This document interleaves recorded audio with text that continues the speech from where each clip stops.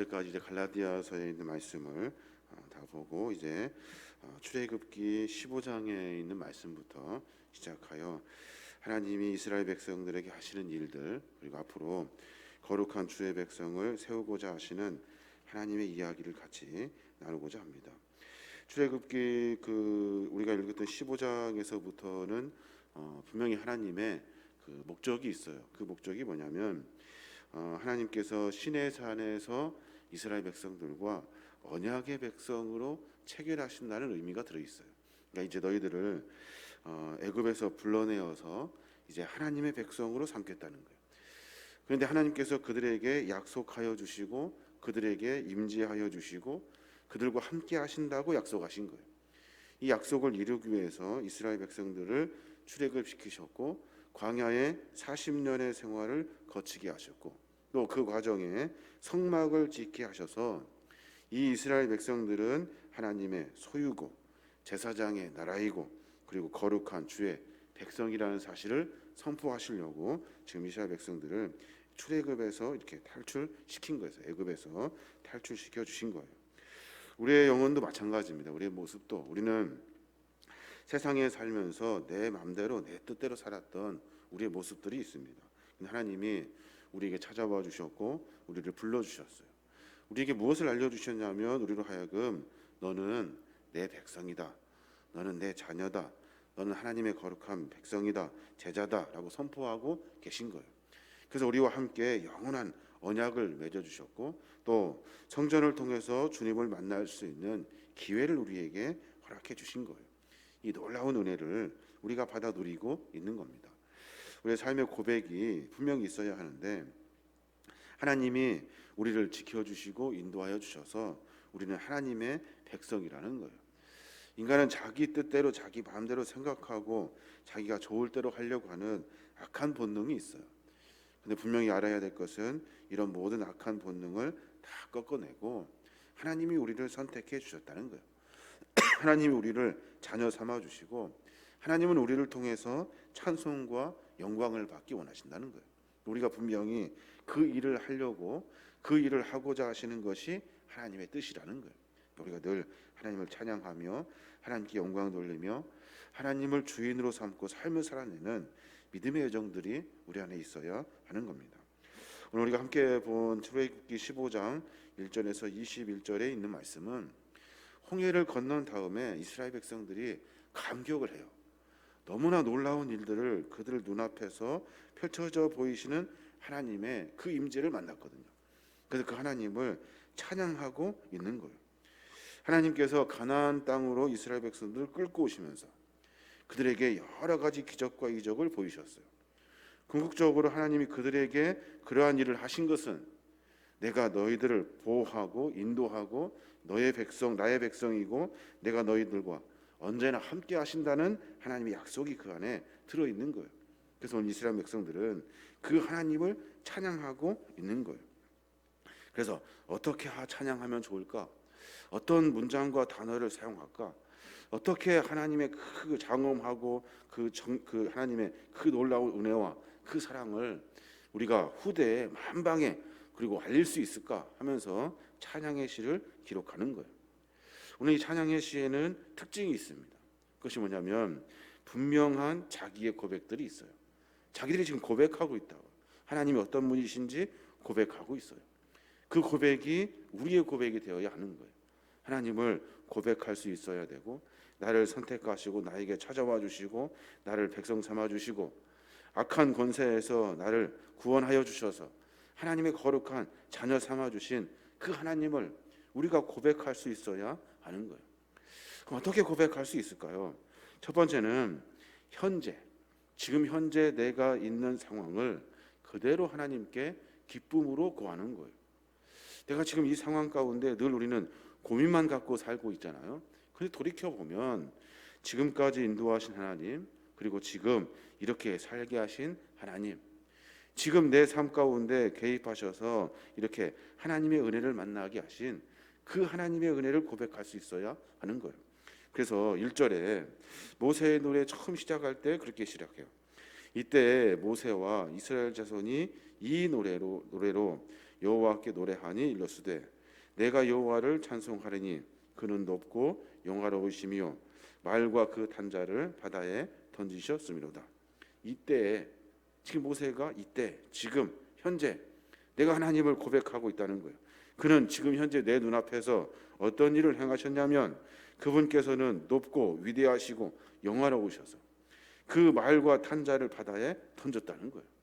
그 광경을 지금 모세가 보고 하나님께 찬양과 영광을 돌리고 있는 겁니다. 하나님을 찬양하는 것 굉장히 중요하고 소중합니다. 또 지금 현재 내 상황을 하나님께 그대로 고할 수 있는 마음이 우리 안에 있어야 하는 거예요. 그러려면 찬양하는 대상이 누구인지 분명히 알아야 되고 내가 지금 이 상황 가운데 하나님의 은혜를 만나고 있다는 거룩한 고백이 우리 안에 있어야 하는 거예요. 그래서 우리는 내 뜻대로 내 마음대로 살아가는 사람들이 아니라 하나님이 우리를 분명히 인도하고 계시다는 사실을 알아야 돼요. 그래서 그 인도하신 하나님을 고백할 수 있어야 하는 거예요. 그럼 거기에는 불평이 있을 수 없고 원망이 있을 수 없어요. 우선 인간적으로 생각할 때 아쉬움도 있고 여러 가지 절망의 상황도 있겠죠. 그런데 지금 현재 나를 지금까지 인도하신 하나님, 그 하나님을 고백할 수 있으면 앞으로 되어질 일에 대한 소망을 품게 되는 거예요. 하나님이 많은 인류 가운데 개입하셔서 일하실 것을 보게 되면 하나님은 분명히 당신의 백성을 외면하지 않으셔요. 포기하지 아니하시고 그들을 분명히 구원해 주신다고요. 이 구원의 은혜를 기억하고 생각하면 지금 현재 우리가 감사를 아니할 수 없다는 거예요. 그래서 여호와 하나님이 누구냐는 거예요. 그 하나님이 누구냐? 나의 하나님이라는 거예요. 나의 하나님. 그렇기 때문에 그 하나님은 나를 버리지 아니하신다는 거예요. 그래서 2절에서 계속 모세가 고백하고 있는 거예요. 여호와는 나의 힘이요 노래시며 나의 구원이시로다. 그는 나의 하나님이시니 내가 그를 찬송할 것이요 내 아버지의 하나님이시니 내가 그를 높이리로다. 내가 하나님을 고백한다는 거예요. 나의 구원이시고 나의 힘이시고 나의 하나님이시고 내 아버지신 그 하나님을 내가 고백하겠다는 거예요. 그러니까 하나님과 그 모세의 관계가 어떻다는 거예요? 깊은 관계를 맺고 있다는 거예요. 그러니까 나는 불평하고 원망할 일이 없어요. 왜냐하면 하나님이 천지를 창조하신 하나님이 나와 함께 하시니까 그분은 나의 힘이시고 나의 구원이시고 나의 하나님이시고 내 아버지셔요. 그러니까 늘 하나님과 함께 깊은 관계 속에서 찬송할 수 있는 거예요. 또 하나 모세가 찬양의 이야기를 하면서 어떤 찬양을 드리고 있냐면 과거를 회상해요. 과거를 회상해서 하나님이 그들을 어떻게 인도하셨는지를 기억해낸다고요. 6절부터 보면 그렇게 말해요. 여호와여 주의 오른손이 권능으로 영광을 나타내시나이다. 여호와여 주의 오른손이 원수를 부수시나이다. 7절에 보면 주께서 주의 큰 위엄으로 주를 거스르는 자를 엎으시나이다. 주께서 진노를 바라사 그 진노가 그들을 지푸라기 같이 사르니다 라고 말해요. 그러니까 하나님께서 주의 오른손의 권능으로 말미암아 그의 영광을 나타내 보이셨다는 거예요. 그들이 본 것이 뭐예요? 수많은 애굽의 군사들이 하나님의 권능으로 말미암아 다 수장돼 버리는 광경을 본 거예요. 무서워했고 그리고 꼼짝없이 이젠 다 죽었다 생각했는데 하나님이 그들 가운데 깊이 개입하셔서 말도 안 되는 일을 펼치신 거예요. 정말로 만화 같은 일들이 그 가운데 이루어지게 되는 거예요. 근데 모두가 다 하나님을 기억하고 하나님을 생각하고 하나님 안에서 삶을 살아냅니다. 그 하나님을 직접 고백하고 찬송하고 있는 거예요. 그러니까 그 하나님은 나의 하나님이에요. 내가 힘이 있어서 내 삶을 만들어가는 것이 아니라 나의 하나님, 나의 하나님께서 이 모든 일들을 행하신 거예요. 그런데 애굽의 군대들은 어떻게 합니까? 애굽의 군대들은 자기들이 할 수 있다고 말해요. 자기들이. 오늘 보니까 9절의 말씀에 그래요. 원수가 말하기를 내가 뒤쫓아 따라잡아 탈취물을 나누리라. 자기들이 하겠다는 거예요. 내가 그들로 말미암아 내 욕망을 채우리라. 내가 내 칼을 빼리니 내 손이 그들을 멸하리라 하였나이다 라고 말해요. 애굽의 군사들은 자기들이야. 자기가 최고야. 자기들이 뭐든 다 할 수 있다고 생각하고 막 그 교만으로 전진하고 있어요. 근데 이스라엘 백성들은 어때요? 이스라엘 백성들은 자기들이 힘 안 써요. 누가 힘쓰냐면 하나님이 힘써 주셔요. 하나님이 도우시고 하나님이 인도해 주셨다는 거예요. 애굽의 사람들은 자기들이 뭔가 다 할 수 있을 것처럼 정신없이 쫓아가지만 하나님은 그 모든 간격을 다 지키시고 당신의 백성, 당신의 자녀인 이스라엘 백성들을 구원해 주신다는 거예요. 그러니까 우리가 무엇을 찬양해야 합니까? 우리는 하나님의 백성이라는 사실을 고백하고 지금까지 인도해 주신 하나님께서 우리의 삶의 여정을 그때 그 순간에 하나님이 나를 도와주셨다는 그 고백이 우리 안에 있어야 하는 거예요.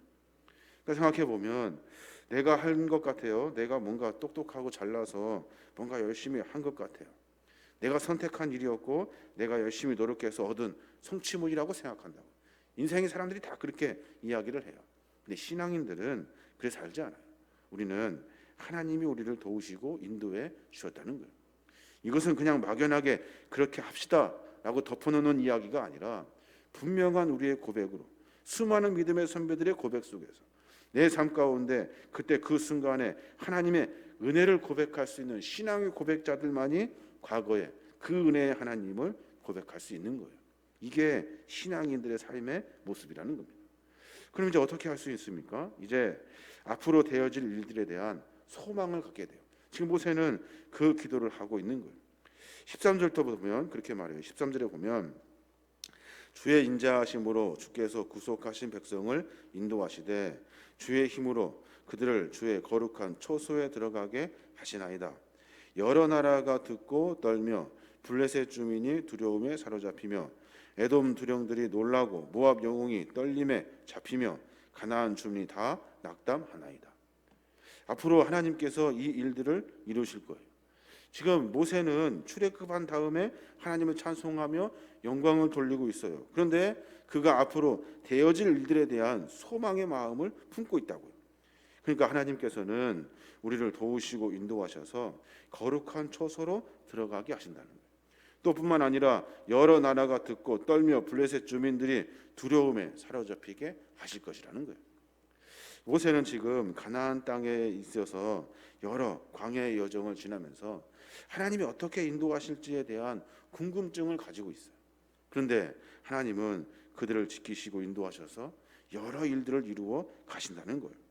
마치 그 애굽의 사람들이 홍해에서 그냥 수장되었던 것처럼 그냥 납덩이처럼 물속에 잠겼던 것처럼 말도 안 되는 일들을 우리의 삶 가운데 펼쳐주신다는 소망을 갖자라고 이야기하고 있는 거예요. 하나님을 찬송하는 것 그냥 그렇습니다. 하나님 찬양받기 합당하십니다 라고 이렇게 그냥 막연하게 찬양할 일이 아니라 구체적으로 과거에 나에게 함께 하셨던 하나님, 현재 나의 삶 가운데 깊이 개입하신 하나님, 그리고 앞으로 우리의 삶 가운데 분명히 임재하실 하나님을 고백하며 나아갈 수 있어야 하는 거예요. 이게 신앙의 고백이라는 겁니다. 그러니까 우리의 삶은 온 마음과 삶과 정성을 다해서 하나님이 주관하시는 거룩한 인생이 되어야 하는 거예요. 그게 바로 그리스도의 삶의 모습인 겁니다. 오늘 구원의 감사와 찬양, 지금 모세가 하나님의 거룩한 임재 앞에, 하나님의 거룩한 권능과 능력 앞에 하나님을 찬송하며 예배하고 있다고요.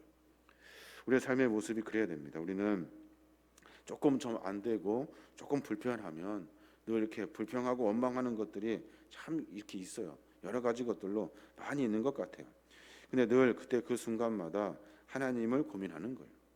지금 조금 부족하지만 하나님께서 이 부족을 채우시고 하나님께서 계획하신 거룩한 뜻을 우리의 삶 가운데 이루어 가시려고 하시는 거예요. 그렇다면 지금 이 순간이 조금 부족해도 하나님에 대한 기대와 소망이 있으면 다시 우리 안에 희망을 품을 수 있는 거예요. 분명히 하나님은 그렇게 일하셔요. 하나님을 찾는 자들, 하나님을 부르는 자들, 그 자들에게 하나님은 긍휼의 은혜를 베풀어 주신다는 거예요. 아무리 자녀가 아버지에게 그렇게 별일을 다해서 그냥 뛰쳐나갔다 하여도 못쓸 놈이라고 이야기하고 처럼 이렇게 얘기해도 그 아들, 뛰쳐나간 아들, 아버지 말 안 듣고 쭉 나갔던 그 아들이 아버지 앞에 들어와서 아버지라고 딱 한마디만 부르면 그 아버지는 그 아들을 품을 수밖에 없어요. 왜냐하면 그 아버지는 그 아들을 긍휼하게 여기는 마음이 있거든요. 아이고 불쌍한 자식, 가서 얼마나 고생했느니. 이게 아비의 마음이라고요. 하나님도 마찬가지예요. 하나님도 애굽에서 여러 어려운 일들을 겪어요. 이스라엘 백성들이 별일을 다 겪어요. 그러면서 그들을 구원하시려고 작정하셔요. 모두가 다 다른 것, 애굽에 있는 것 좋다고 쫓아다녔다고요. 그런데 하나님은 그들을 긍휼히 여겨주셔요. 그래서 그들을 구원해 내셨고, 그리고 오늘 모세의 찬송을 통해서 하나님 아버지라고 온 백성들이 찬송하며 영광 돌려요. 하나님은 과거에 있었던 일들 묻지도 않으실 거예요. 다 덮어버리고 어쩌면 앞으로 되어질 일들에 대한 하나님의 기대와 소망을 그들에게 가득가득 채워 주신 거예요. 그러니까 하나님과 함께하면 우리의 은혜는 하나님의 은혜로 말미암아 삶을 바꿔줄 수 있다는 거예요. 이것이 하나님의 은혜라는 거예요. 하나님은 그런 분이셔요. 하나님은 너 잘못했으니까 너 벌 서라, 너 이거 했으니까 너 이렇게 해야 된다, 이렇게 하시는 분이 아니셔요. 아버지 같은 분이시기 때문에 가서 아버지라고 부르면 하나님은 다 용서해 주시는 분이에요. 그 하나님을 지금 모세가 찬송하고 있는 겁니다. 여러 가지 말씀을 드렸습니다만은 우리가 분명히 하나님을 찬송하는 거룩한 믿음의 종인 줄로 믿습니다. 지금 현재 나와 함께 하신 하나님을 고백할 수 있어야 되고, 과거에 있었던 하나님이 내 삶 가운데 깊이 개입하셔서 나를 불러주셨던 하나님을 고백할 수 있어야 하고, 그 고백으로 말미암아 앞으로 미래에 대한 나의 삶에 깊이 개입하실 하나님의 은혜에 대한 소망을 가지고 하나님을 바라볼 수 있어야 하는 겁니다.